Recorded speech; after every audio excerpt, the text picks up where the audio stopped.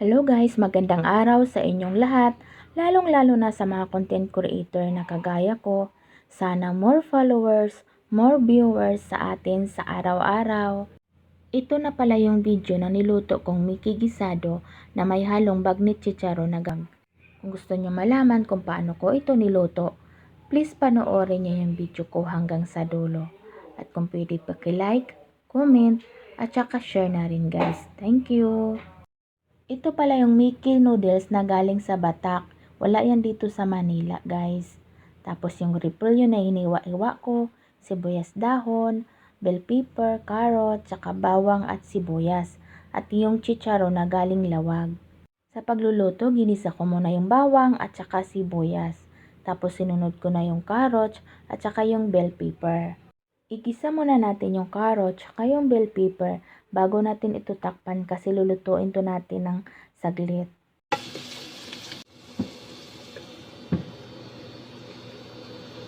After ng mga ilang minuto, binalikan ko yung ginisa nating carrots tsaka yung bell pepper. Tapos sinunod ko na yung cabbage.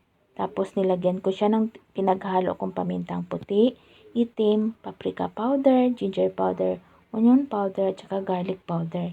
Naglagay na rin ako ng pork cube. Tapos naglagay na rin ako ng konting toyo. Tapos naglagay na rin ako ng konting Ajinomoto.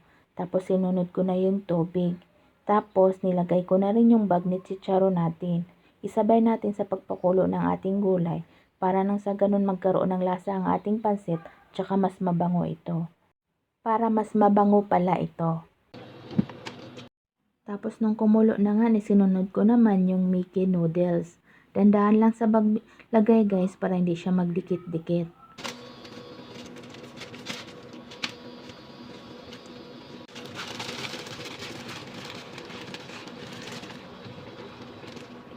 Thank you pala guys sa walang sawang panonood sa aking video.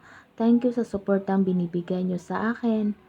At sana nakatulong ang pagbablog ko ng mga pagkain para magkaroon kayo ng idea sa mga lulutuin nyo sa inyong bahay. At sana nag-enjoy kayo habang pinapanood nyo yung video ko. At sana aabangan nyo pa rin ang mga bago kong ipopost guys.